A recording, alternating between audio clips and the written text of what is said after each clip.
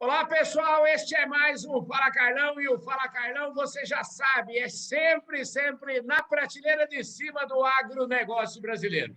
E hoje eu tenho a honra de receber aqui um convidado para lá de especial. Eu estou falando do Eduardo Nunes. O Eduardo é carioca, ele estudou na PUC, como eu também, só que eu estudei na PUC de São Paulo, ele estudou lá na PUC do Rio de Janeiro.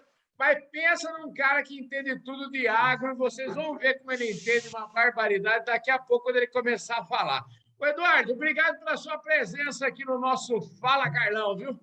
Fala, Carlão, fala audiência, obrigado aí pelo tempo e fica à vontade, vai ser uma honra aqui participar do programa. Escuta, aqui é o seguinte, eu nem falei nada ainda, o Eduardo é o seguinte, ele tem está na moda a gente usar essa palavra startup.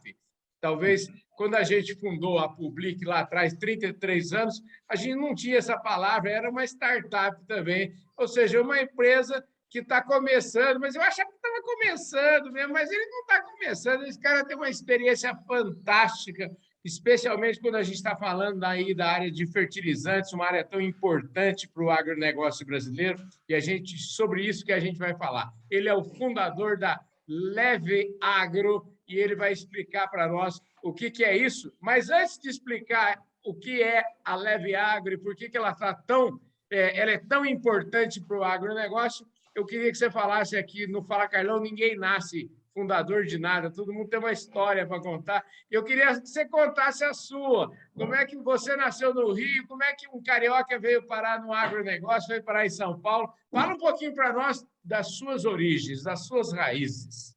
Eu costumo brincar que está tudo errado, né, Carlão? Porque é um carioca que se formou em administração no mercado de fertilizante. Acho que tem poucos, né? Mas a trajetória foi bem interessante. Na verdade, quando eu estava me formando, eu entrei por uma trading de commodities no Rio de Janeiro, que era uma trading de açúcar e etanol, e sempre tive muito apego ao mercado financeiro, e a vaga que tinha aberta era uma vaga de derivativos, né, na mesa de açúcar dessa trading, e eu fui lá aprender.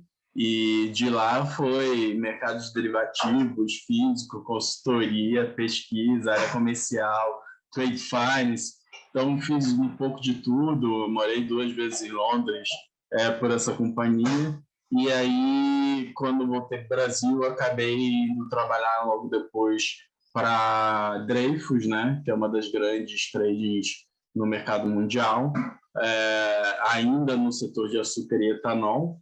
E chegou um momento da vida que eu falei, tem que fazer outra coisa, já estou cansado de fazer o mesmo, estou muito novo para continuar fazendo a mesma coisa, e surgiu uma oportunidade dentro da Dreyfus para tocar a parte de fertilizante. Então, a Dreyfus já tinha comprado há um tempo atrás a Macrofert, né, que é uma empresa que tinha a parte de defensivo agrícola, sementes e fertilizante, e eu era a pessoa que tocava essas 7 fábricas de fertilizante, todo o P&L, né, todo o lucro dessas misturadoras, e também fazia a parte especulativa com o time de Genebra para trazer navios para vender para Fertipar, Elinde, Eriara, né, para os outros grandes players. E aí consegui pegar um conhecimento muito bom, consegui entender um pouco do mercado de fertilizante, e comecei a ver que aquilo estava sendo feito de uma maneira que eu não concordava muito, né? E faltava bastante transparência no mercado. Então, lá em 2014, eu saí da Dreyfus, abri a NPK Soluções, que era uma consultoria e corretora na época, e fui prestar consultoria para grandes usinas de açúcar e etanol e misturadoras de médio porte, aí faturavam até 200 milhões de reais ano. E o negócio foi crescendo. A gente resolveu virar uma trade de fertilizante, e chegou 2020 com a pandemia e falou, opa, calma aí, talvez se eu vender para o meu cliente, o produto não vai chegar e a gente não quer ter esse tipo de dor de cabeça. Então, vamos reagrupar e trabalhar num projeto que a gente já tinha há muito tempo, que acabava não tocando pelo fato da companhia estar crescendo, né? Que era a digitalização do negócio. Eduardo, deixa eu te fazer um parênteses aqui dessa explicação toda, que eu acho que já, para toda a nossa audiência aqui, com certeza já faz muito sentido, mas eu queria te fazer uma pergunta antes, que é o seguinte, e lembrando do meu avô, viu? Eu mexo com publicidade, mexi com propaganda, agência, esse tipo de coisa durante a minha vida toda, né? Mas meu avô acabou morrendo e ele sempre me perguntava, eu explicava o que eu fazia, ele acabou morrendo, eu tenho certeza que ele morreu sem entender o que eu fazia. Então, eu queria saber de você o seguinte, os seus pais lá, quando você estava aí prestando vestibular, depois você começou a trabalhar em mercado financeiro, como é que era? A sua família já entendia bem aonde você trabalhava ou era uma coisa muito distante da realidade da sua família? Muito distante, porque minha família, meu pai já falecido, ele trabalhou no mercado de tecnologia, mas, de novo, isso foi bastante tempo atrás e trabalhou na política nacional de tecnologia, então eu também sempre fui, né, tive uma ligação com tecnologia e a minha mãe é pedagoga, então, assim, não tem muito a ver, família, cada um é uma coisa e eu acabei indo para o mercado financeiro por ser uma pessoa muito analítica e tudo mais. Então, eu diria que até hoje eles não sabem o que eu faço, tá, Lô? Tá. Então, a gente tem uma coisa, eu acho que a gente tem alguma coisa em comum. E digo mais, não entendem. E quando eu falei que eu saí do meu emprego para fazer a minha própria empresa, a primeira reação foi: não, meu filho, você tem emprego estável, não faz isso. Então, foi difícil explicar, foi difícil. Eduardo, foi interessante essa história, porque eu também tive que explicar para minha mãe, na época, eu ia sair do Bradesco, que eu trabalhava, para ir montar meu próprio negócio. Olha, é inacreditável como foi difícil para eles entenderem isso, mas, assim, foi uma opção bacana, é muito interessante como a vida dá muitas voltas. Eu aproveito para mandar um abraço para meus amigos do Bradesco, que hoje são patrocinador, inclusive, aqui do nosso programa. Então, um forte abraço para todos eles. E deixa eu te falar, eu cansei aqui, meus amigos costumam falar para mim de vez em quando, que eu começo a falar minhas peripécias, eu fico cansado só de ouvir. E aí, ouvindo aí os seus primeiros, eu imagino que seus primeiros, pela sua idade, aí deve ter sido seus primeiros 8 anos, talvez até um pouco mais, um pouco menos, mas eu cansei aí, porque você teve uma experiência impressionante, né, Eduardo? E você chegar nessa experiência com esse espírito empreendedor, eu queria que você me falasse de onde veio esse espírito empreendedor, como é que ser empreendedor veio acabar a fazer parte da sua vida, uma carreira que eu imagino uma carreira importante, uma carreira sólida, uma carreira com certeza bem remunerada. Eu queria que você me contasse um pouquinho como é que foi a decisão de virar a chave. É uma decisão um pouco que vem dentro de você, né? Então assim, quando eu estava contando da parte do açúcar etanol e o fato de eu ter feito de tudo um pouquinho, né?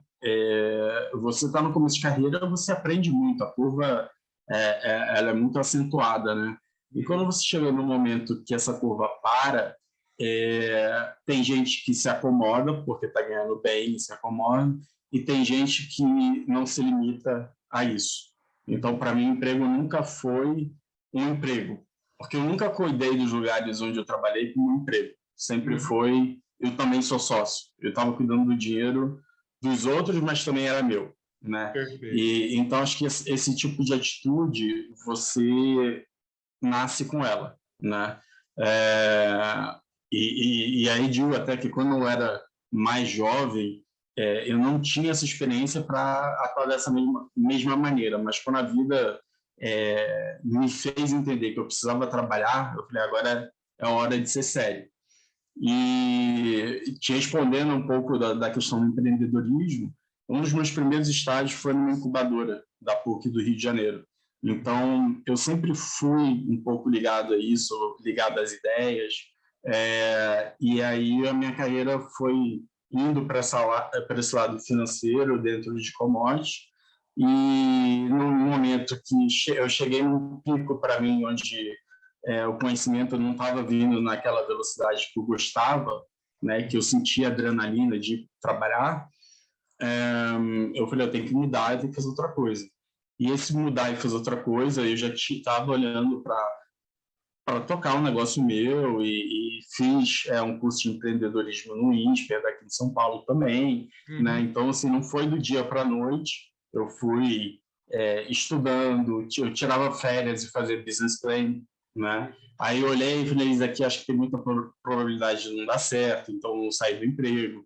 E aí, quando chegou no mercado fertilizante, foi ótimo, porque eu pulei de paraquedas numa posição super sênior, eu ainda era novo, né? Eu tinha cerca aí de 29, 30 anos. Fazer um E parênteses aqui, você ainda é novo, viu? mais novo, né? Corrigindo. E aí eu olhei aquilo e falei, se eu pegar a minha experiência que eu tive no mercado do açúcar e etanol, eu olhei os clientes que eu conhecia a fundo, como diretores e presidentes de usina, né? E mostrar para eles o que eu fazia na Dreyfus e falar, olha, eu te ajudo a comprar melhor. Eu montei essa carteira, olhei todos os clientes que eu tinha mais afinidade e comecei a falar, olha, deixa que eu te presto uma consultoria de graça, mas um volume da tua carteira pequeno, eu, Eduardo, vou ser o comprador e aí eu vou te comprar no mesmo preço que te derem no mercado. Então, menor preço possível no mercado, eu vou trazer o meu fornecedor e ele vai te vender uma quantidade. E o negócio foi crescendo assim, porque o meu fornecedor me pagava uma comissão nas vendas que eu fazia. Então, eu garantia para o meu cliente um bom preço, um posicionamento de compra bom e para o meu fornecedor eu estava abrindo novos clientes. Então, fazia muito sentido. Espetacular, hein? E aí eu só conseguia atender grandes clientes, né? Porque se não fosse um cliente que comprasse mais de 10 milhões de fertilizantes no ano, não fazia sentido atender o telefone. E esse foi um dos problemas que eu detectei que como que eu faço a empresa crescer? Como eu tiro essa dependência do Eduardo? E a dependência era automatizar os processos e poder responder as cotações de forma mais eficiente. E aí nasceu a Leve Agro, que automatizou todos os processos e incorporou todos os ativos da NPK Soluções. Maravilha. Bom, aí eu fico imaginando o seguinte: uma coisa que pensar nessa transformação é muito bacana, mas fazer essa transformação acontecer é que são elas, né? E ainda tem o agravante dessa história da cultura do agricultor ou da cultura das pessoas. As pessoas não têm um certo receio de, vamos dizer assim, oh, que medo, eu vou comprar agora, está fácil de comprar fertilizante, eu faço uma cotação lá no site do Eduardo e eu tenho meia hora para comprar, é para pegar ou largar. Como é que é isso, Eduardo? Como é que vocês estão fazendo com isso? Uma das jogadas que a gente faz, a gente sabe que a gente é uma empresa mais nova, né? São 8 anos no total, mas a gente tem grandes clientes também para fornecer o nosso aval de nunca tive problema, a gente não tem uma reclamação em 8 anos no Reclame Aqui, por exemplo. Tá? Então, as coisas são... A gente lidar com as coisas de uma forma extremamente séria. A gente preferiu não vender no meio da pandemia e gastar caixa nosso para investir no digital do que vender e depois ter um problema com o cliente. Então, acho que isso mostra muito a seriedade de como a gente toca os nossos negócios. Nossa ideia sempre foi de longo prazo. Eu nunca exigi que os clientes comprassem 100% do volume comigo. Então, tanto foi assim que esses clientes que a gente fez a carteira, uns 60 clientes compravam mais de 2 bi de dólar de fertilizante ano. Tá? Então, a gente nunca teve o sufoco de eu preciso vender. Sempre tem comprador fazendo cotação. Mas, para quem não conhece a gente, o que a gente fez? A gente traz o crédito, que é uma dor do setor. Então, se ele não confia na gente, tá tudo bem. É um começo de um relacionamento. Não dá para casar sem conhecer a pessoa direito. Como é que fala assim? Ninguém tem obrigação de confiar em você se não te conhece, mas quem te conhece confia. Exato. E aí, para construir essa confiança, o que a gente faz? A gente analisa o crédito do cliente e ele tendo um perfil de crédito dentro do perfil da política da empresa, a gente vende a prazo para ele. Então, no pior dos casos, o risco dele é não receber o produto. Mas até então, ele corre o mesmo risco com a Yara, com a Elidia, com a Fetipar, que tem um monte de grande que não está entregando o produto na hora, no momento. Acho que é um momento razoável de falar isso. E, ao mesmo tempo, a gente não exige o cliente comprar tudo com a gente. Então, se ele quer testar, entrar, entender como funciona, esse ano ele vai comprar um pouquinho com a gente, ano que vem ele compra mais. A gente tem paciência e o mercado é muito grande. Então, a gente não vê como um problema. Escuta, vamos lá.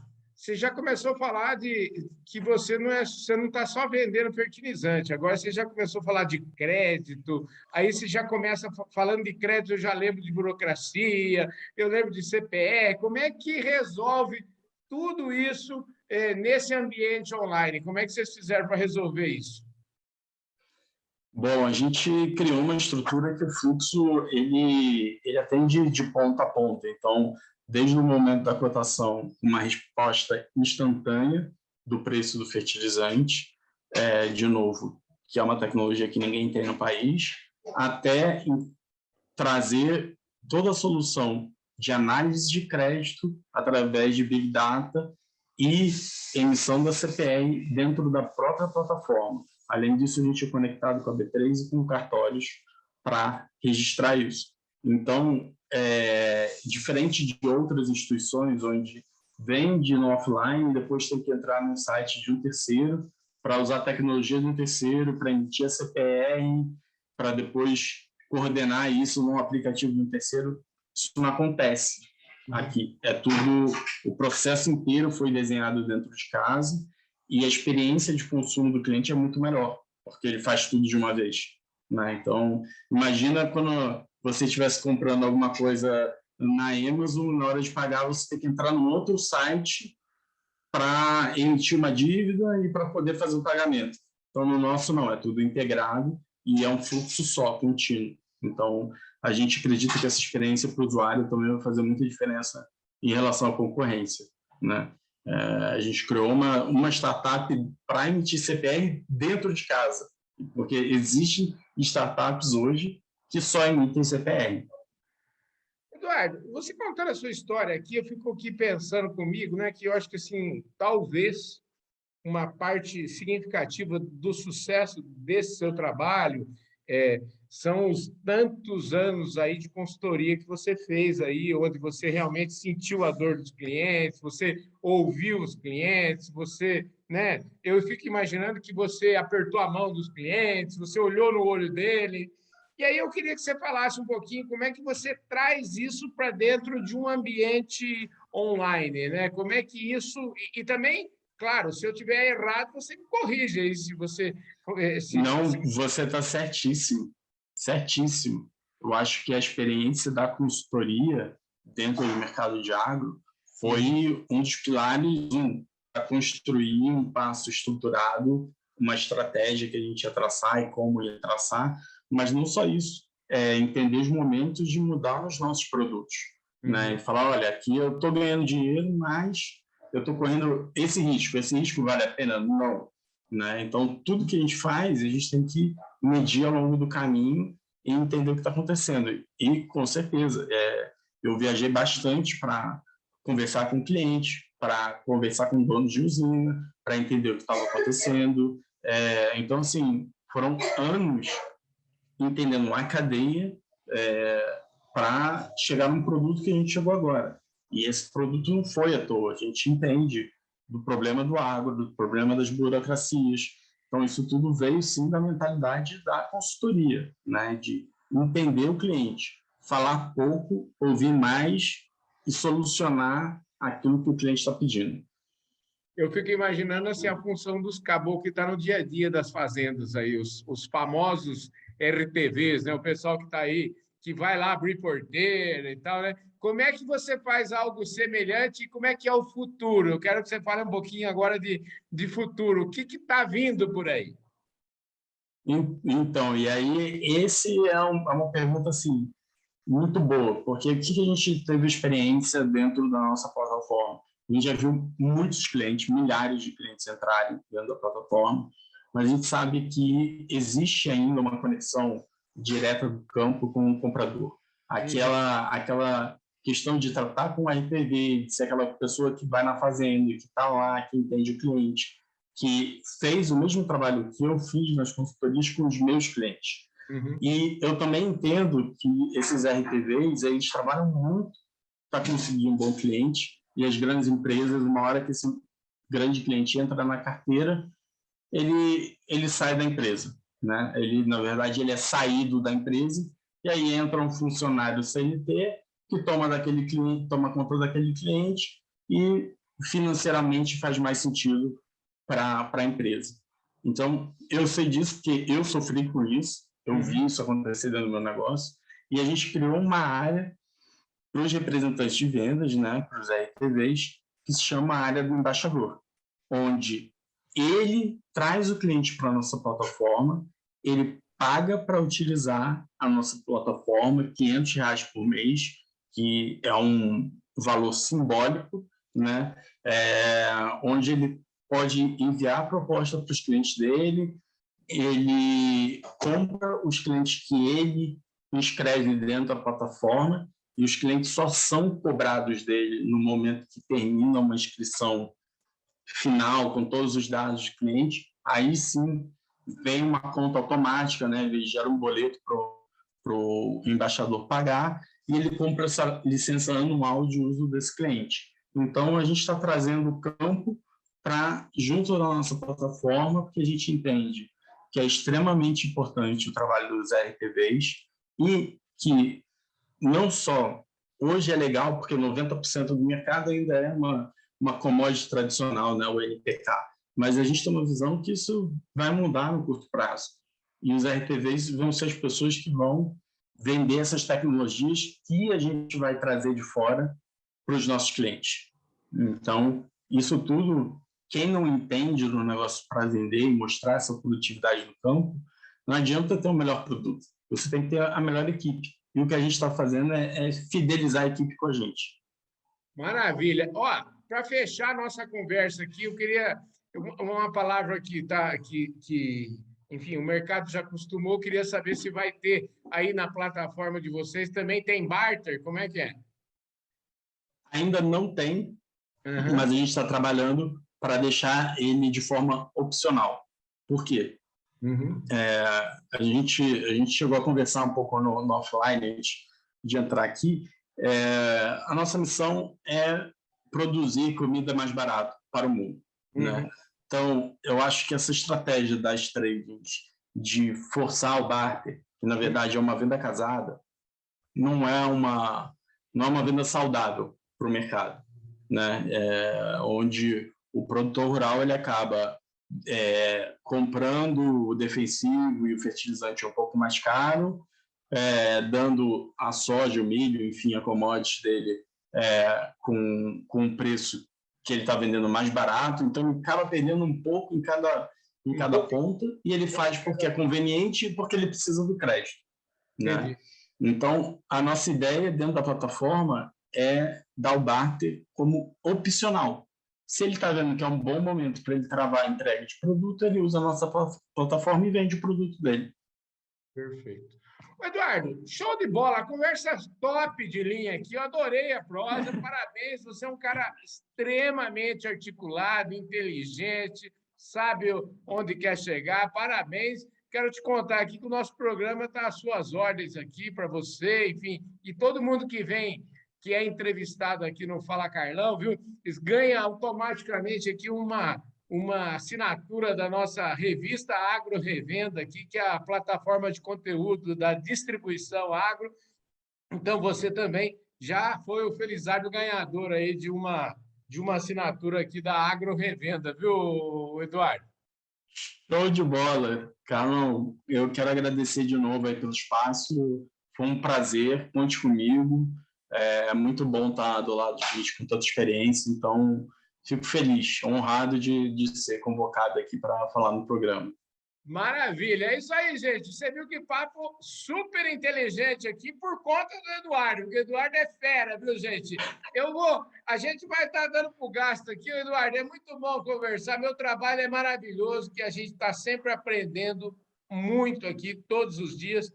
Todas as vezes que eu converso aqui, eu aprendo demais. E hoje, com você, eu aprendi muito. E já fica assim, ó, o pessoal que faz uma entrevista comigo aqui já fica com a dívida aqui com o programa Fala Carlão, que é assim, você já fica com o dever de indicar um futuro entrevistado aqui, viu? Então a gente já fala isso aqui ao vivo, que é para você se comprometer, viu, Eduardo? Pode deixa comigo que eu indico sim. É isso aí, gente. E aí, para o pessoal do programa, tem que acessar www.levagro.com. É lá que você vai ver como funciona a plataforma e pegar os preços de fertilizantes nesse momento tão crítico. Mesmo se você não comprar com a gente, vai ser uma honra poder passar preço para vocês e ajudar aí o plantio. Maravilha, gente. Leveagro.com. Então, eu vou repetir aqui para você que está aí anotando. É o seguinte, leveagro.com. É facinho, gente. E para você que está anotando, com certeza e ainda tem a ousadia de ver uma entrevista dessa qualidade aqui e ainda não se inscreveu aqui no nosso canal, se inscreve agora aí, aperta o sininho para você receber as nossas notificações, deixe o seu like, o seu comentário e, principalmente, faça como o Eduardo, eu tenho certeza que ele vai fazer isso, vai espalhar esse vídeo para toda a galera. Vai ou não vai, Eduardo? Pô, deixa comigo, a audiência vai bombar aí. Maravilha. Eduardo, é o seguinte, tem o pessoal que já está meio enjoado de ver minha cara, os caras preferem botar um fone de ouvido e só escutar. É o seguinte, nós estamos também em todas as principais plataformas de áudio aqui do Brasil e do mundo, né? Então, vocês vão encontrar lá o podcast Radar Agro do Grupo Blick, e lá tem a playlist do Fala Carlão, vocês vão achar lá, com certeza.